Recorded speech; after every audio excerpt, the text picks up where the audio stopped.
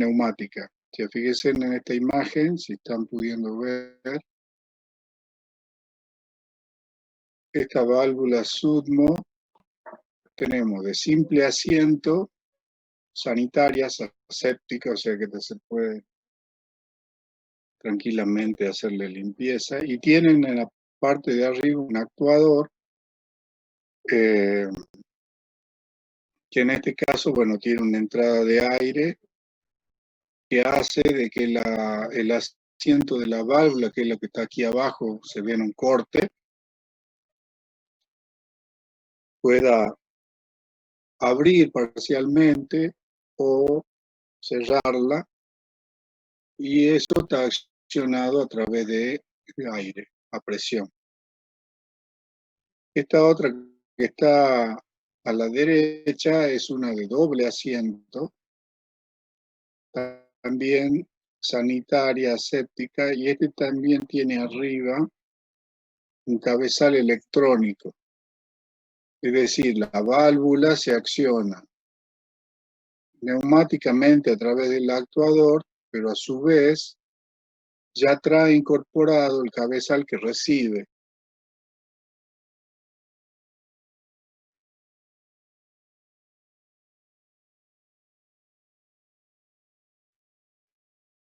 Son de corte y ya transforma esa señal eléctrica en una señal de presión que imprime al actuador neumático y hace que la válvula pueda abrir y cerrar. Si es modulante, la apertura puede ser proporcional, o sea, yo la puedo ir abriendo de a poquito y mantenerla en alguna posición intermedia. Y cuando ya son on-off, son de apertura o cierre total. Bueno, acá tendríamos otro ejemplo para otro tipo de válvula. Estas son mariposas. También tiene el actuador. Esto también gira, ¿no es cierto? Recibe aire y transforma ahí adentro esa presión de aire que desplaza el pistón en un giro, en un cuarto de giro. Estas que están a la derecha ya son moduladoras. Aquí hay dos modelos con un fragma en la parte de arriba, que vendría este otro tipo también. Acá hay tres modelos.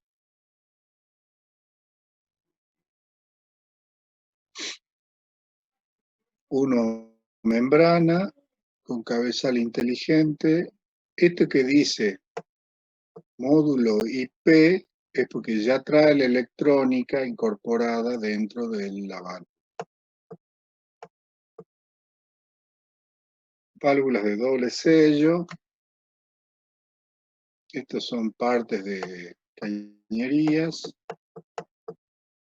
Aquí hay válvulas de seguridad. Todos los sistemas de cañería necesitan válvulas de seguridad porque si en algún momento la presión en el tanque o en la cañería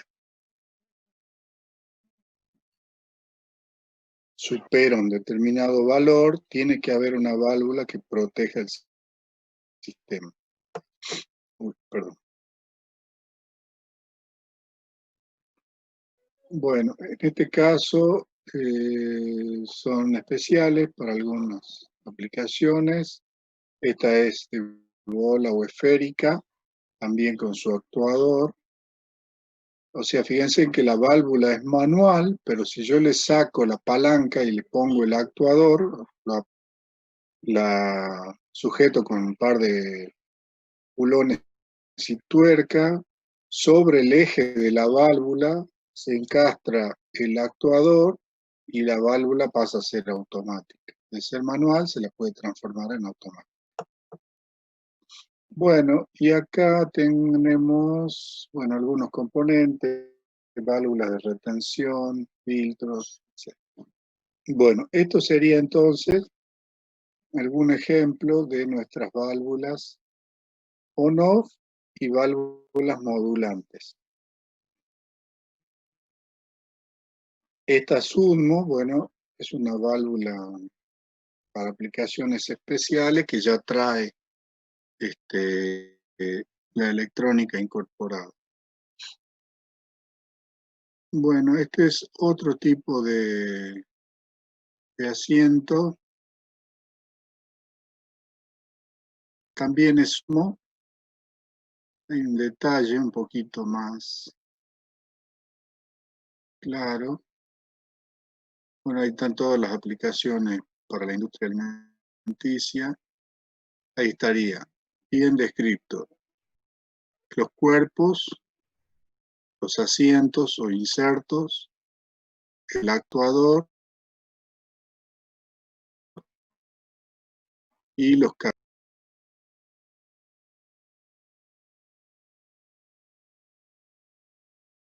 Piensen que dentro del cabeza que permite la posición, si la válvula está abierta o está cerrada.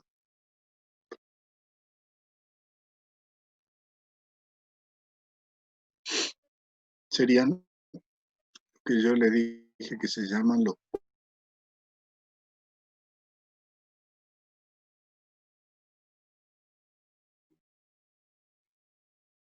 del estado de la válvula. Este tipo de válvulas, si son unas válvulas especiales,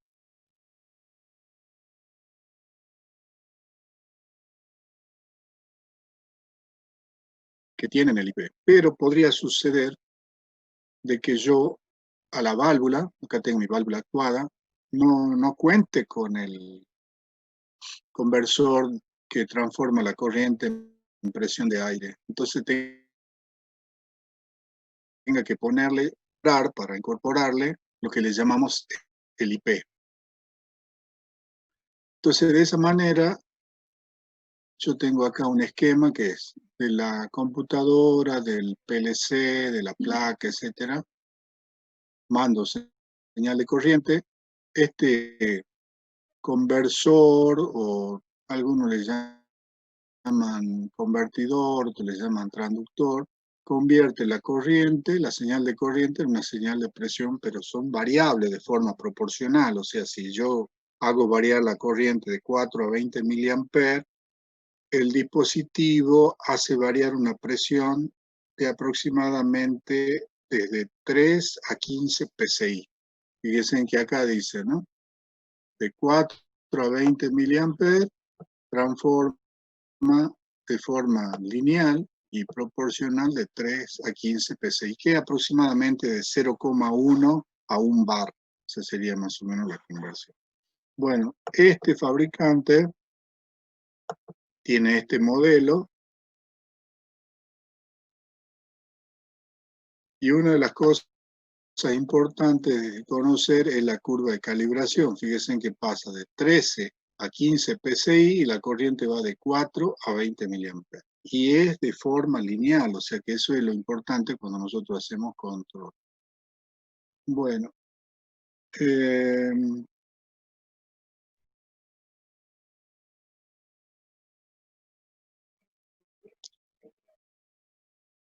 a 3 psi se cierra la válvula.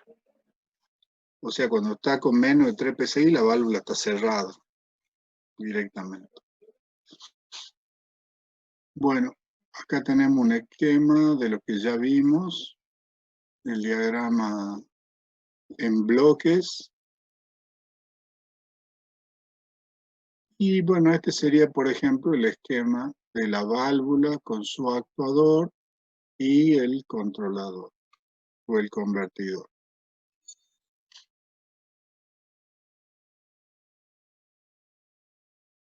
Estos serían unos modelos comerciales de IP. O sea que esto yo lo tengo que colocar, tiene una entrada y una salida de presión,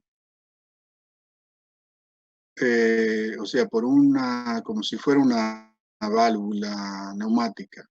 Tengo una entrada 1, que va a ser la fuente de presión, y tiene una salida que es donde yo obtengo la presión variable de 3 a 15 psi. Se le puede poner un manómetro, cosa de poder visualizar la presión de salida, Y después tiene un conector por otro lado donde va a ir la señal de corriente a través de un cable mallado por lo general. Y más o menos tienen esta forma. Esta es de 2 cables, trabaja hasta 60 grados, sin niquelado, con conexiones de 1/4 de montaje vertical. Bueno, acá hay otro modelo, por ejemplo, para seguramente para válvulas mucho más grandes, que ya tiene un rango de variación de 0 a 150 PSI, o sea que esto son para válvulas grandes, muy grandes. Normalmente se trabaja todo de 3 a 15. Y también puede haber de 3 a 30. Hay algunas válvulas grandes que también pueden trabajar hasta 30. Bueno, después otra marca que también tenemos de válvulas actuadas es Danfoss, el mismo que produce variadores de frecuencia. Esta, por ejemplo, es una válvula que en lugar de tener un actuador neumático, tiene un motor. O sea, son válvulas que se actúan eléctricamente a través de una señal de tensión que modifica la posición del eje de un motor. Muchas veces son paso a paso o también son de corriente continua con un sistema de engranajes que les permite ir dando pequeños pasitos de 1 grado aproximadamente. Bueno, ese es un modelo. A ver si tiene algunas características. Este es otro modelo. Ahí está el actuador. Este es para otro tipo de válvulas rotativas.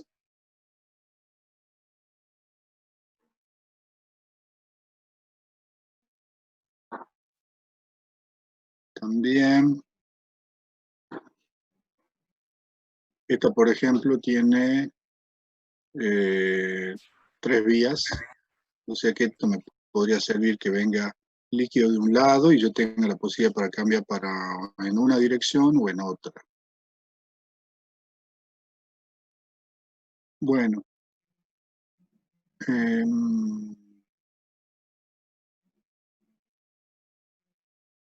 bueno, acá tenemos para bajar los PDF de las válvulas.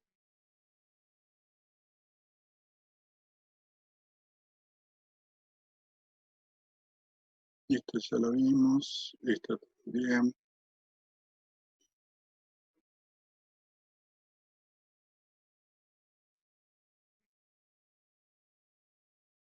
Pues si tenemos algún detalle. Sí, de esta rotativa. Bueno, ahí están los diámetros, diámetro 20 hasta 150. Se vienen en varios diámetros. Es solo de la válvula.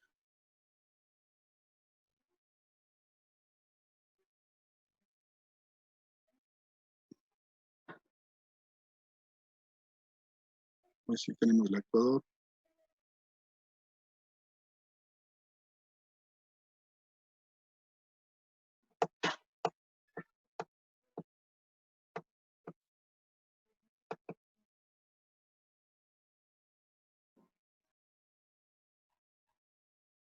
Ahí estaría el actuador.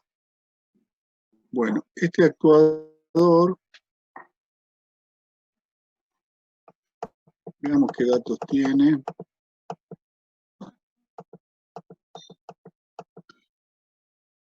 Necesita una tensión de 24 voltios de alterna. Tiene un consumo de 2,9 volt-ampere 50 Hz. Puede ser controlada con tensión de 0 a 10 voltios, con opción de 2 a 10 voltios y corriente de 4 a 20 mA o también de 0 a 20 mA. Entrega una señal de 0 a 10 voltios. Bueno, ahí está la fuerza, y 67 libras fuerza, el torque que tiene, o Newton, perdón. Y tiene una velocidad de 11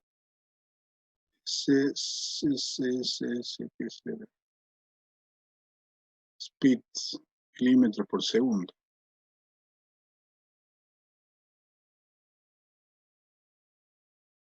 Bueno, ahí hay unos datos técnicos, ahí está cómo se conecta.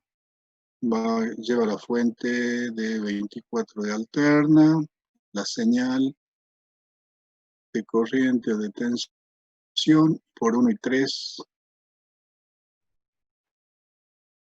van las conexiones internas al motor.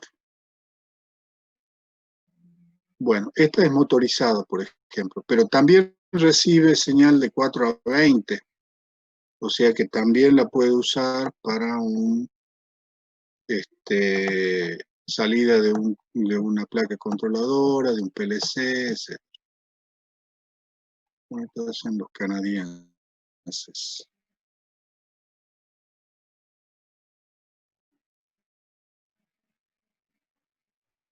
A ver, veamos uno más.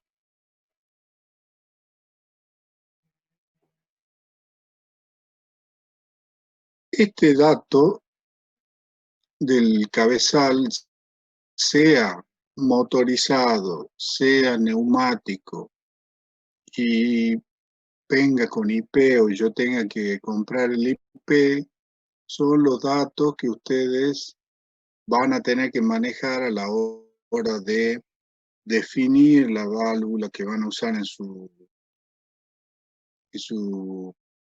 proceso automatizado, en el control automático que tengan que diseñar, porque en función de esta información es que yo tengo que definir el módulo analógico de salida de mi controlador.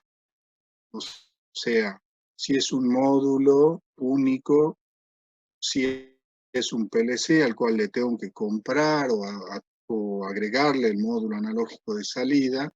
Entonces tengo que ver, bueno, este también, por ejemplo, trabaja con 24 de alterna y tiene señal de control de 4 a 20 mA o de 2 a 10 voltios opcionales o de 0 a 20 mA o de 0 a 10 voltios.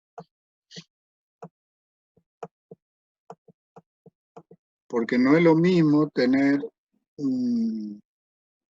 una válvula modulante que trabaja con corriente o con tensión. Si bien hoy muchos son configurables, o sea, yo puedo, en el caso de los módulos de salida, configurar si es corriente o tensión, pero igual también lo tengo que configurar, o sea que a la hora de hacer el programa tengo que entrar y ver de configurar si está trabajando con corriente o con tensión para poder enviar la señal adecuada. Bueno, entonces esta hojita de datos va a ser las hojas que yo le voy a solicitar que incluyan en el informe a la hora de la selección de la válvula. Lo mismo que para los sensores, los transductores, los transmisores, etc. Bueno, ahí tenemos algunos datos más mecánicos.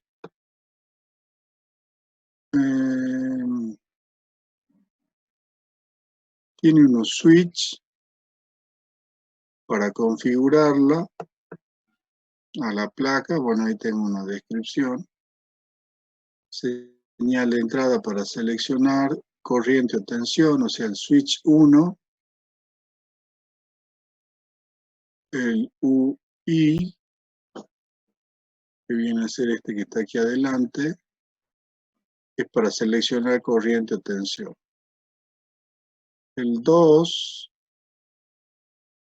si está en 2, la posición de la señal está en el rango de 2 a 10 voltios o de 4 a 20 miliamperes, y si está en la posición on es de 0 a 10 voltios o de 0 a 20 miliamperes. O sea que el segundo switch, si está en on, así como está, de 0 a 20 miliamperes o de 0 a 10 voltios. Y si lo pongo para el otro lado, es de 4 a 20 miliamperes, o sea que este tipo de hojitas hay que tenerlas en cuenta, porque si no, no voy a saber cómo programarla. Y así tenemos el detalle de conexión, esto debe estar seguramente en el cabezal, los ajustes que hay que hacer y que no hay que hacer.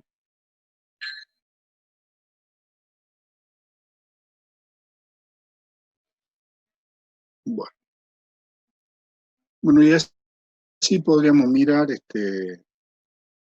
los otros datos técnicos que pudieran aparecer.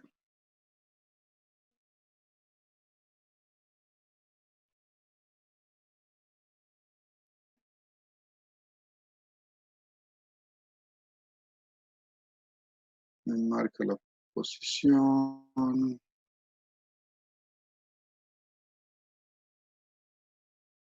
Bien.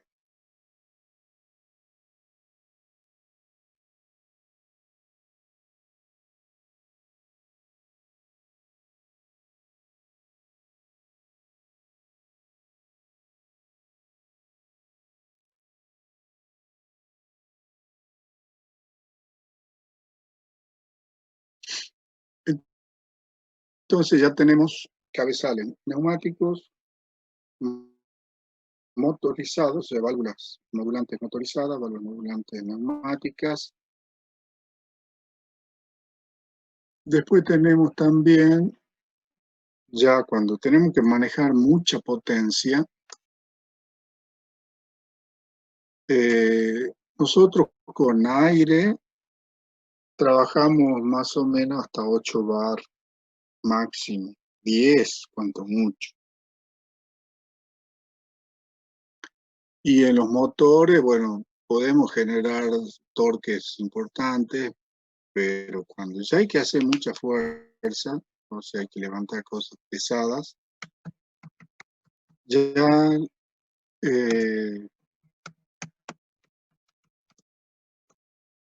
los sistemas neumáticos o motorizados como que no le alcanza el esfuerzo, el torque que generan o los brazos de palanca o la fuerza que hace. Entonces tenemos que ir a trabajar con actuadores hidráulicos. Y los actuadores hidráulicos, esquemáticamente son muy parecidos. Por ejemplo, ahí tenemos un detalle de un cilindro hidráulico. Este es neumático hidráulico, pero ustedes lo van a diferenciar fácilmente porque son muy robustos. Este, por ejemplo, es hidráulico. O sea, comparado con los cilindros neumáticos, esto es muy robusto. Paredes más gruesas, tapas de cilindro gruesas, zapatas de sujeción muy gruesas, o sea, es, todo es robusto. ¿Por qué? Porque manejamos presiones muy grandes. Fíjense, este rotativo hidráulico es muy robusto. Lo mismo, estos tipos de actuadores, también vamos a tener, por ejemplo, bombas de impulsión hidráulicas, válvulas, cilindros elevadores, motores hidráulicos. Bueno, todo este equipamiento, por ejemplo, son actuadores. O sea, aquí entra en una cámara. Recuerden que cuando hablamos de hidráulico no hablamos de agua, sino hablamos de un aceite especial que se utiliza en los sistemas hidráulicos, que sí es muy livianito, no es como el aceite que le echamos al motor del auto, que ese es un aceite pesado, digamos, sino este es un aceite mucho más livianito. Pero, por supuesto, es totalmente incompresible. O sea, si yo le doy presión, el aceite no se comprime como se comprime el aire o se comprime el gas. Entonces, la presión que logra transmitir son presiones muy altas y podemos generar fuerzas.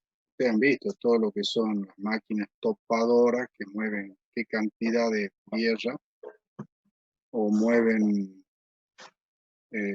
a través de la cuchara o de las palas, mueven volúmenes de tierra muy importantes y todos esos sistemas son hidráulicos. En los autos tenemos la dirección hidráulica, en la industria van a tener elevadores, cabezales. Entonces, ya cuando hablamos de sistemas hidráulicos, estamos hablando de mucha fuerza, de maquinaria pesada. Por aquí había unas máquinas, estas por ejemplo, trabajan todos con sistemas hidráulicos, todo grande.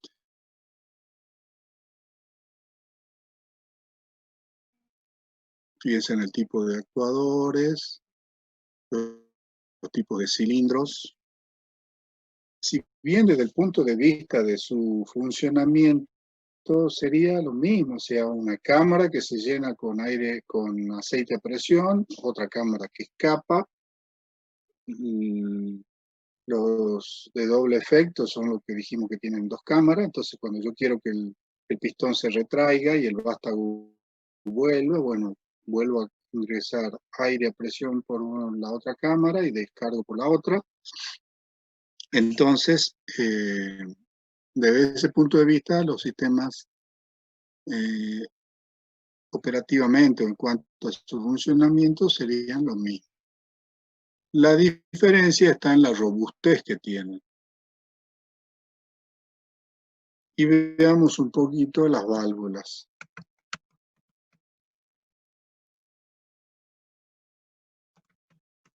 También las tenemos. Fíjense en acá, a ver si puedo abrir esta imagen. Las tenemos manuales, las tenemos biestables. Fíjense en que las bobinas también son más robustas, las carcasas son más robustas, hay reguladores de presión, filtros, pero todo es más robusto. Y por supuesto son 10 veces más caras, ¿no? Inclusive todos los sistemas de conexiones, los conectores, las mangueras. A ver si acá aparece algún sistema. Acá, por ejemplo, tenemos conectores rápidos, tenemos uniones,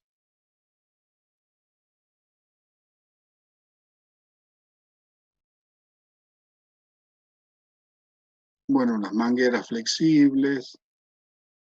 Acá todo es robusto.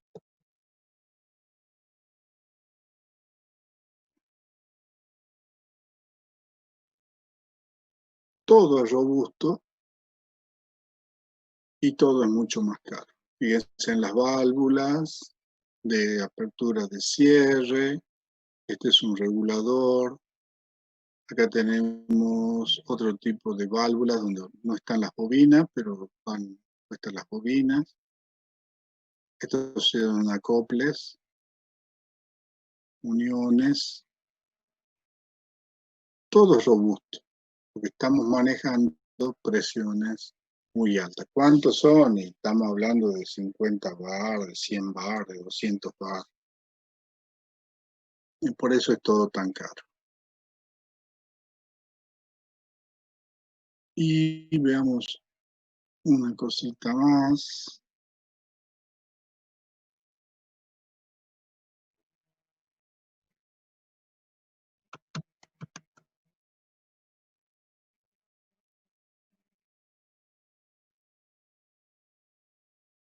Para nosotros, un motor eléctrico también es un actuador. O sea, yo puedo poner un motor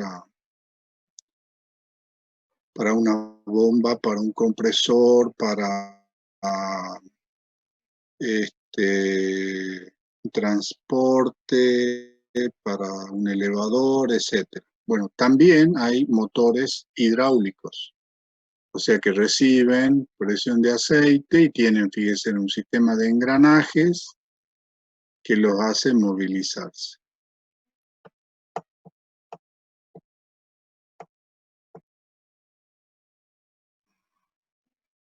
Este sería un motor hidráulico. Esta sería una bomba hidráulica con su depósito, pero este tiene motor eléctrico y tiene el sistema de engranaje. En cambio, este es motor hidráulico, o sea, recibe presión de aceite y genera movimiento sobre el eje.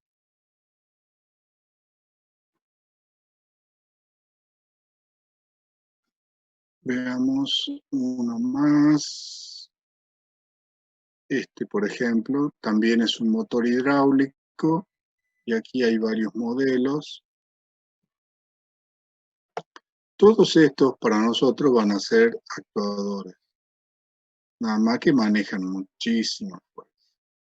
Todos esos son motores hidráulicos. O sea que además de los motores, o sea, yo por ejemplo podría tener una turbinita con aire. Ustedes han visto, por ejemplo, que los gomeros aflojan las tuercas con sistemas neumáticos. Tienen cricket neumáticos, tienen prensas neumáticas, tienen amoladoras neumáticas, bueno, todo neumático, que es, digamos, la otra área que tenemos de potencia que trabaja con aire. Tenemos todos los sistemas eléctricos que son los más comunes para nosotros, amoladoras, tornilladores, destornilladores eléctricos. Y también tenemos los sistemas hidráulicos.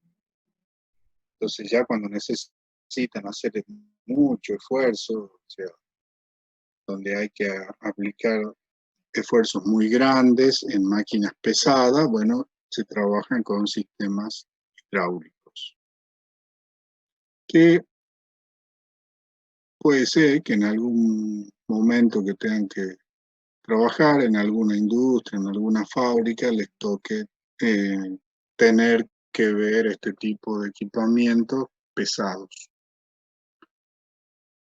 O si entran a trabajar en alguna reparación de camiones, máquinas pesadas, bueno, todo va a ser hidráulico. Y prácticamente serían esos los tres grandes grupos que vamos a tener nosotros de actuadores: los eléctricos, los neumáticos y los hidráulicos. Sean para comprimir, sea para bombear.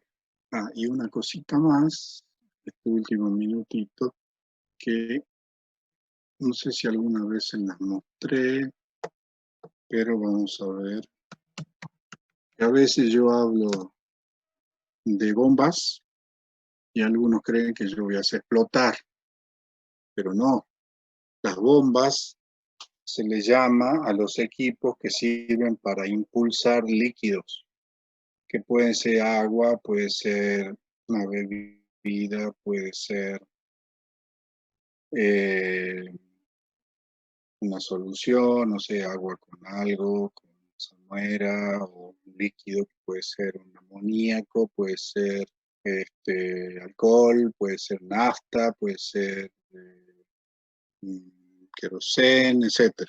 El líquido que fuera. Bueno, para eso se usan las bombas. Y las bombas que en este caso, por ejemplo, veamos primero esta, tiene el motor eléctrico y tiene lo que se llama la voluta o la carcasa de la bomba que aspira por el centro el líquido y lo impulsa por esta salida, que para este tipo de bombas se llaman bombas centrífugas, que internamente tienen lo que se llama un rodete que toma el líquido por el centro y por fuerza centrífuga la impulsa por la tangente. Bueno, así como este tipo de bombas centrífugas, hay bombas lobulares, hay bombas a engranajes, hay varios tipos de bombas que también serían actuadores para nosotros. Si yo voy a llevar agua de mi tanque de cisterna al tanque elevado, que es un ejemplo que hicimos, uso una bomba de distintos caudales, de distintas presiones, porque no es lo mismo subir a 10 metros que a 20 metros, y no es lo mismo una bomba para incendio que una bomba para la casa, o sea, vamos a tener distintas caudales, presiones, potencias. Y bueno, lo único que nos faltaría tal vez sería ver un compresor, que es para comprimir aire o algún gas, y con eso cerraríamos el tema de los actuadores. Después vamos a ver en detalle cada uno según la